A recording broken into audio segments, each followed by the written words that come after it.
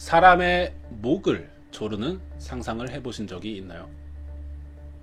아마 사람이 죽어가는 것을 가장 잘 느낄 수 있는 살인 방법이 되지 않을까 생각이 듭니다. 사람이 죽을 때까지 목을 조르는 행동은요, 사실 보통 사람이라면 상상하기가 힘든 일이에요. 하지만 여기에는 이러한 살인사건을 22번이나 저질렀던 범죄자가 있습니다. 해외 연쇄살인 사건을 알아보는 시간입니다. 1926년 2월, 장소는 미국의 샌프란시스코였습니다. 62살의 여성인 클라라 뉴먼이라고 합니다. 뉴먼은 당시에 방이 여러 개 딸린 굉장히 큰 집에 살고 있는 여성이었어요. 뉴먼의 집은요, 아주 깨끗하고 청결하게 관리가 되고 있었고 별다른 문제 없이 잘 지내고 있었습니다. 하지만 가족의 수가 적었기 때문에 이 집에 빈방들이 굉장히 많이 남아 있었어요. 그러다 보니까 뉴먼은 이 빈방들을 활용하기 위해서 집을 조금 개조해서요, 투숙객을 받는 숙박업을 시작하려고 했습니다. 자, 그래서 이제 주변에 홍보를 해야겠죠. 그래서 집 앞에 방을 빌려드립니다 라고 하는 표지판을 걸어 놓습니다. 이것이 사건의 시작이 됐어요. 그리고 며칠 후 양복 차림의 한 남성이 뉴먼의 현관문을 두드리게 됩니다. 뉴먼은 문을 열어줬고요. 이 남성은 방을 찾고 있다 라고 하는 말을 꺼냈어요. 뉴먼은 안으로 들어오라고 했죠. 이때 이 뉴먼의 집에는요, 혼자 있던 게 아니고 이 여성의 조카와 함께 있었다고 합니다. 조카는 2층에 자기 방에서 이제 머물고 있었는데 지하실에 볼 일이 있어서 내려가는 도중이었어요. 이 지하실을 내려가려면은 1층에 주방을 지나쳐야 한다고 합니다. 집 구조가. 자, 그래서 이제 내려가고 있었는데 복도에 웬 남자가 서 있었다는 거죠. 자, 이 남성이라고 합니다. 이 남성은 조카가 발견 당시에 눈을 내리깔고 있었고 코트 깃이 세워진 채로 집에서 막 나가려고 하는 도중에 조카의 눈에 띄었던 거죠. 조카는 필요한 게 있으세요라고 물어봤답니다. 아마 조카 눈에는 숙박업을 이제 시작했기 때문에 이 남성이 이제 방을 빌리러 왔는데 아무도 없어서 나가는 중이다라고 생각을 했던 것 같아요. 자, 이 손님의 말도 그랬어요. 방을 빌리기 위해 찾아왔다가 뉴먼 부인에게 이제 빈 방에 대한 얘기를 했고 1시간 있다가 다시 돌아오겠다라는 말을 남기고는 도망치는 듯하게 나갔다는 거죠. 자, 이 손님이 나가자 조카는 지하에서 볼일을 본 후에 다시 자신의 방 2층에 올라갔습니다. 그리고 몇 시간이 지났어요. 그런데 이 조카가 갑자기 아까 일이 생각이 났던 겁니다. 분명히 이모가 집에 있는 걸 확인했었는데 손님이 들어왔다가 아무도 없어서 나간다는 것이 이상했다는 거죠. 이모가 외출을 했나 라는 생각이 들기도 했어요. 그래서 확인을 해보기 위해서 부엌으로 내려갔는데 이모가 자리에 없었다는 거죠. 뉴먼이 자리에 없었다는 겁니다. 조카는 이상한 기분이 들게 됐어요. 그래서 이모를 찾기 위해서 집에 묵고 있던 사람들과 함께 집안 수색을 시작했고요. 집안 구석에서 뉴먼의 시체가 발견됩니다. 발견 당시 뉴먼의 시체는요, 치마가 허리까지 올라가 있었고 아마 강간 살해를 당했을 거예요. 곧이어 이제 신고를 받고 경찰이 출동을 했습니다. 조사가 실시됐죠. 부검 결과 뉴먼의 사인은 맨손에 의해서 목이 졸려 죽은 것이었습니다. 그리고 사망한 뒤 성폭행에 당한 것까지 밝혀지게 됩니다.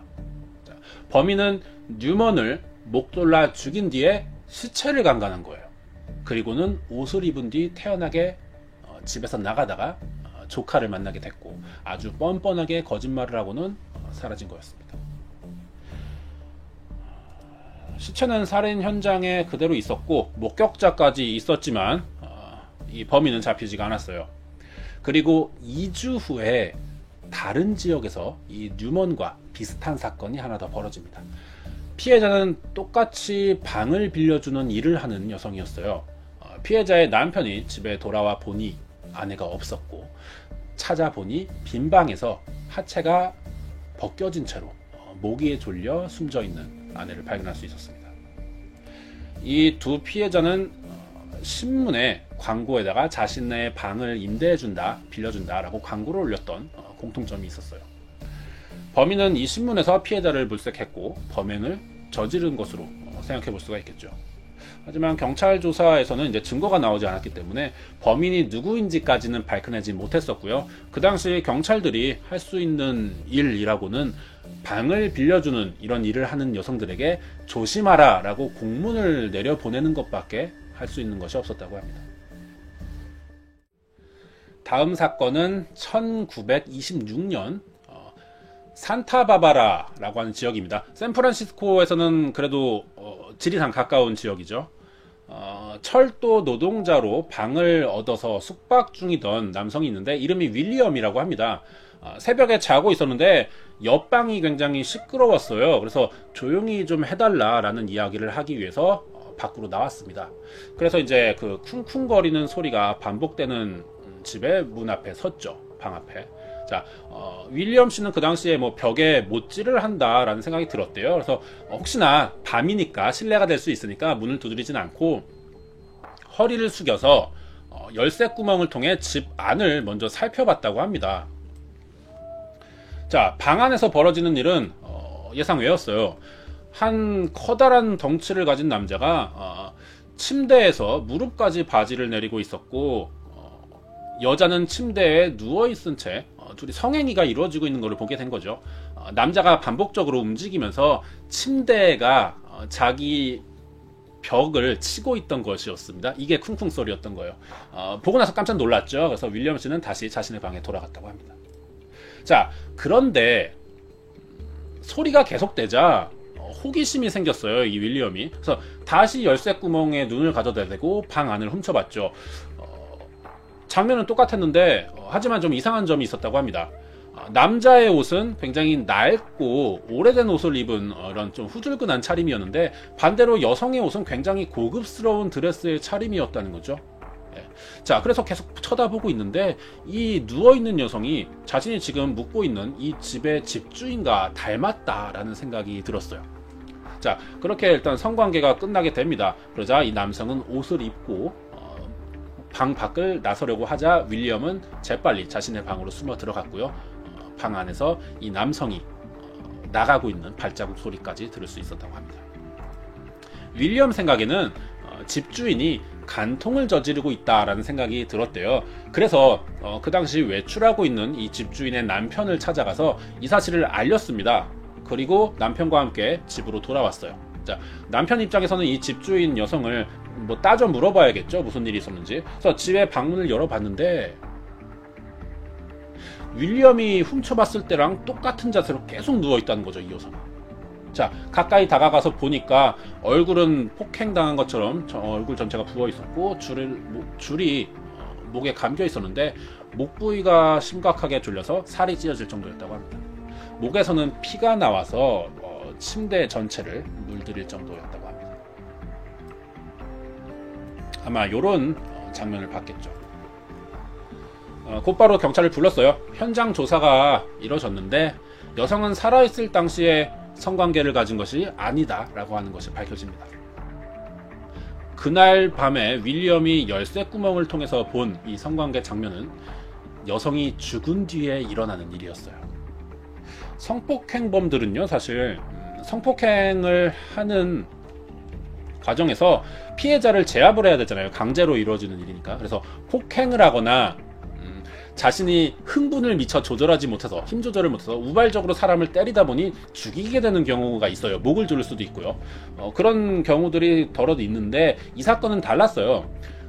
범인은 살아있을 당시에 여성과 성관계를 가진 흔적은 없었다는 겁니다. 그렇다면 흥분을 한 상태에서 사람을 죽인 게 아니라는 거죠.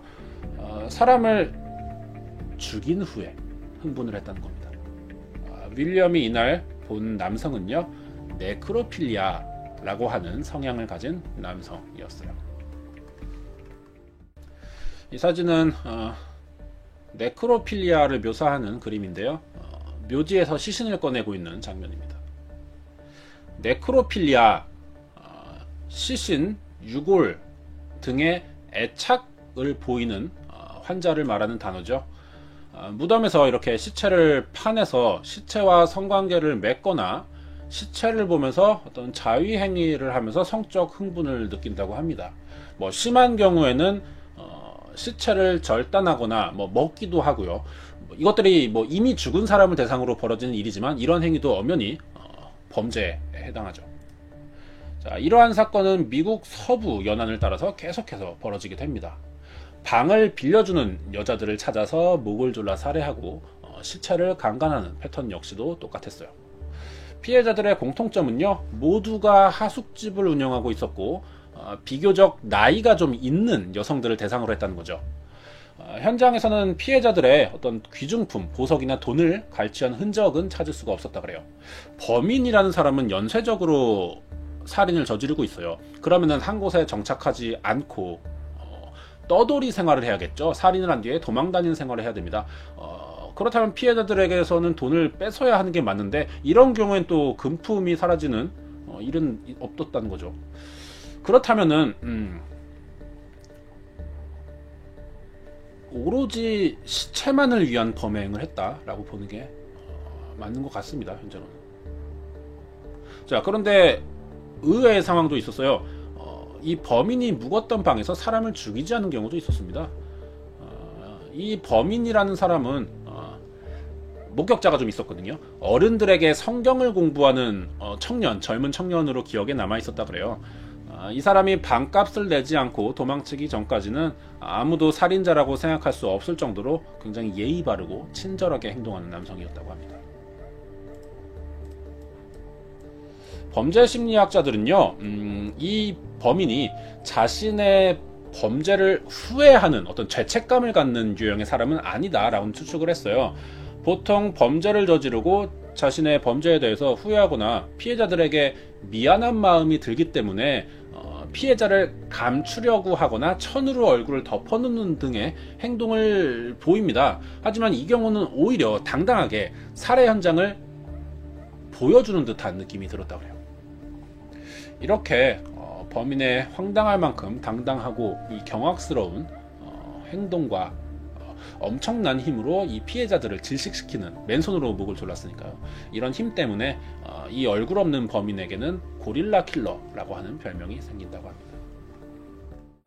당시에 이 범인이 고릴라 킬러의 이동 경로와 이제 범죄를 했던 장소들을 표시한 지도입니다. 범인은 상당히 여러 건의 범죄를 저질렀지만요, 그렇게 용의주도한 성격은 아니었다 그래요. 거기에 여러 지역을 옮기면서 많은 살인을 저지르다 보니까 목격자들을 많이 남기게 되면서 이 사람의 신상이 밝혀집니다. 자, 범인은 아까 처음에 봤었던 사진이에요. 이 사진이고요. 이름은 얼 레오나드 넬슨으로 밝혀집니다. 그리고 넬슨은 몇 건의 범죄를 저지르고 나서 캐나다로 이민을 갑니다. 캐나다에서 넬슨은요, 아주 사소하지만 결정적인 실수를 하나 하게 돼요. 이게 이제 검거가 될 수 있었던 계기가 됐던 거죠. 넬슨은 캐나다의 위니펙이라고 하는 지역에 머물고 있었는데 미국 사람이다 보니까는 여기가 다른 나라이고 더군다나 이 지역의 풍습과 특성에 좀 익숙하지가 않았었겠죠.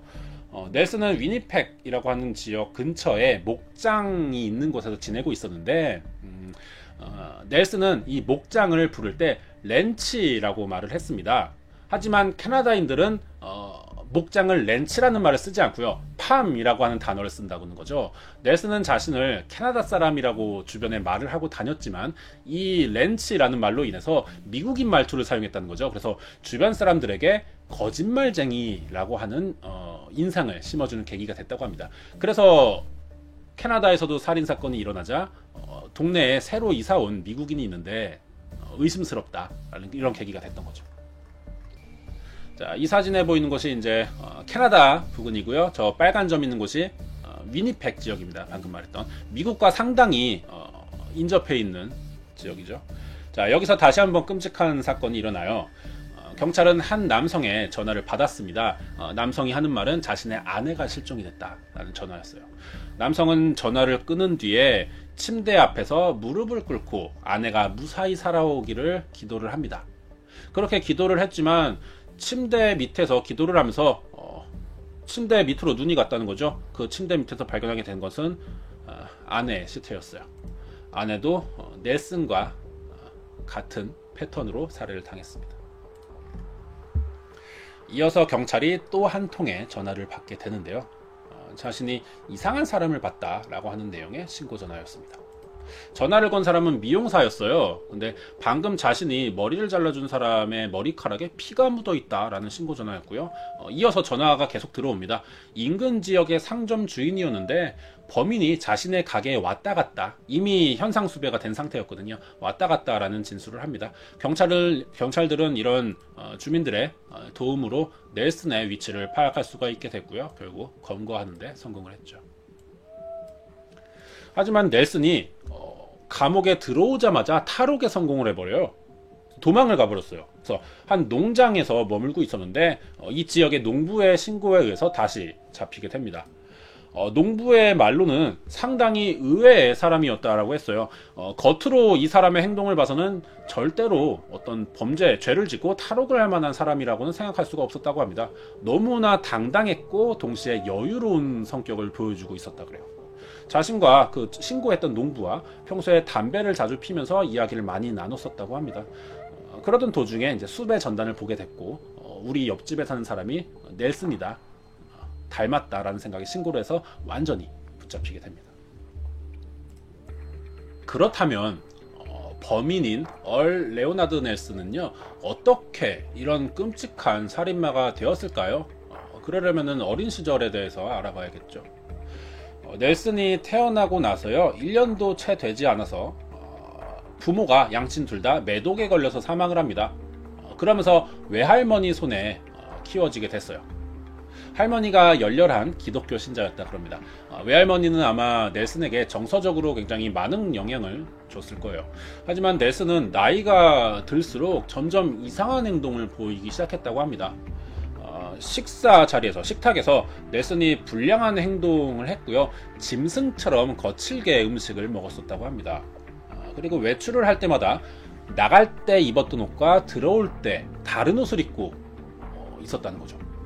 그리고 어려서부터 외할머니의 영향 때문인지 성경도 굉장히 좋아했었다 그래요. 그러니까 정리를 하자면 이 사람은 독실한 기독교 신자이고 외할머니 아래에서 자란, 외할머니의 영향을 많이 받은 사람이지만 겉으로 보면 정상이에요. 아까 그 농부의 말로도 이 사람이 가지고 있는 유일한 문제는 시체를 애호한다, 시체의 기호증이 있었다라는 거죠. 이게 법에 저촉이 되기 때문에 이 사람이 살인자가 됐던 거지, 이 부분만 빼면 이 사람은 완전한 일반인이었을 거라는 생각이 들어요.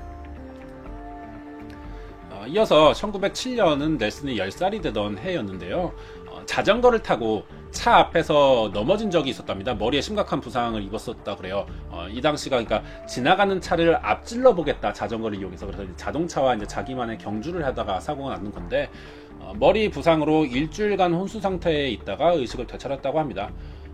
이때가 아마 이런 정신 이상을 보이게 된, 시체의 어떤 관심을 보이는 계기가 될 수도 있고요. 사이코패스라는 것을 한마디로 계기를 말할 수는 없지만 대부분의 경우에는 어렸을 때 머리 부상을 심하게 당한 적이 있었다고 하거든요. 이런 공통점이 있어요.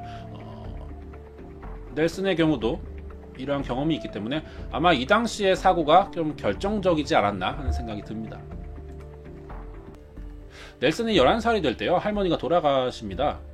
그때부터 넬슨은 이제 이모의 손으로 자라게 돼요. 이모 집으로 옮겨갔던 거죠.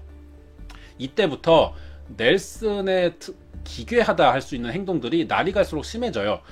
마치 그 투렛 증후군에 걸린 것처럼 보이기도 했다 그래요.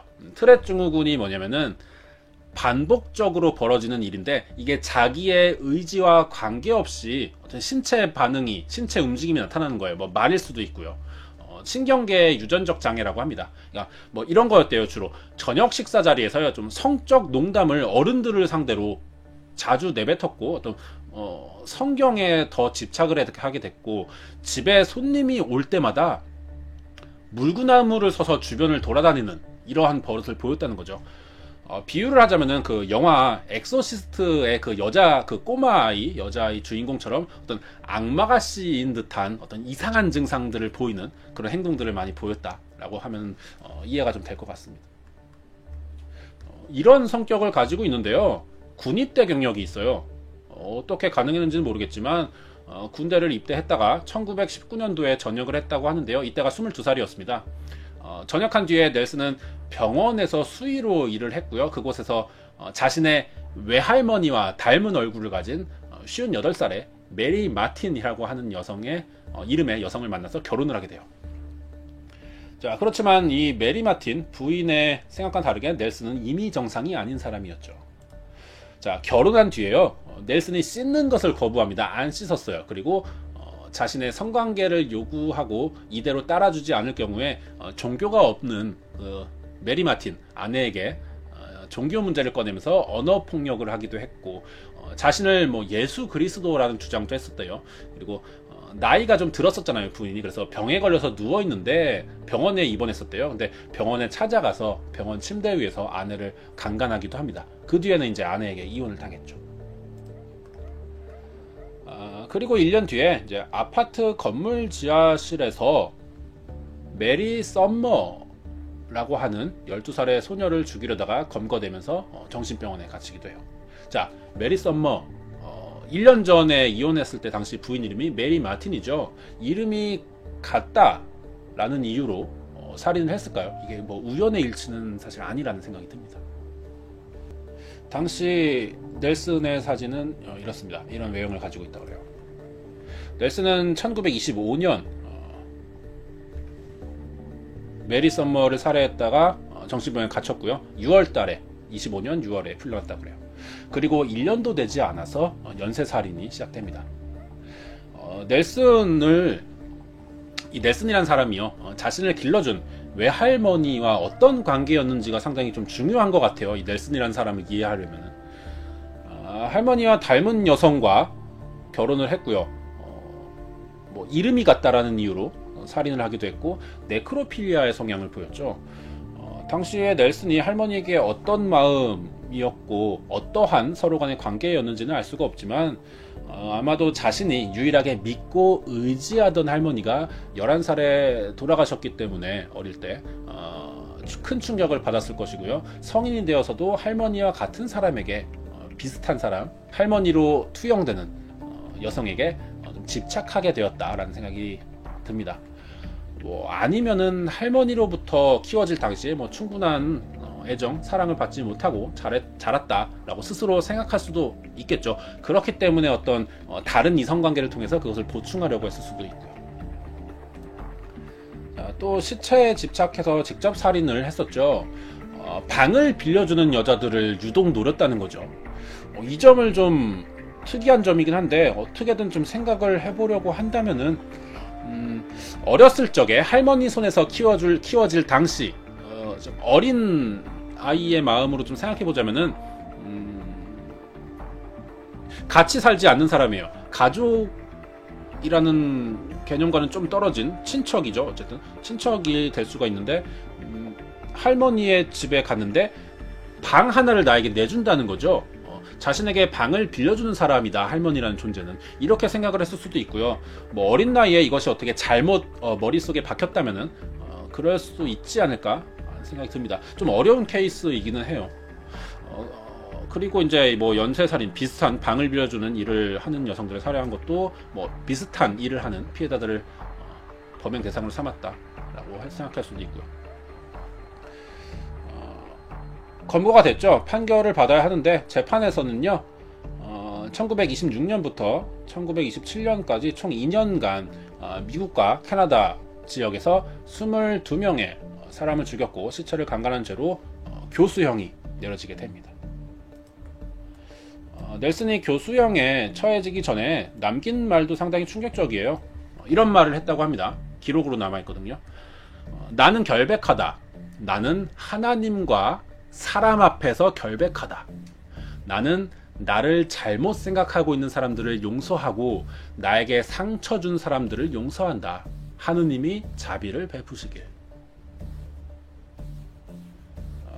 자기가 죽는 순간까지도 뭐 자기가 뭘 잘못했는지 뭐 뉘우치지 못했고 뉘우칠 수도 없었을 거예요. 잘못이 뭔지를 알 수 있는, 잘못이라는 게 어떤 건지, 내 행동이 잘못이다, 이런 것들을 배울 수 있는 기회가 없었지 않을까 하는 생각이 듭니다.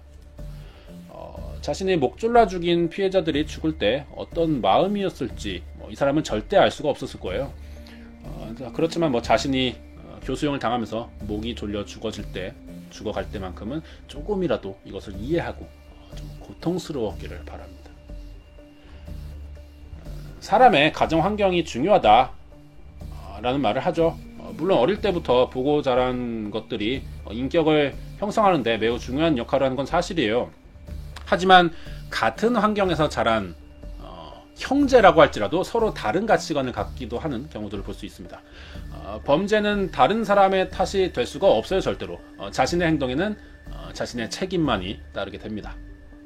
여기까지가 미국과 캐나다에서 발생한 연쇄살인마, 어둠의 교살자, 고릴라 킬러라고 불리는 얼 레오나드 넬슨의 살인사건이었습니다.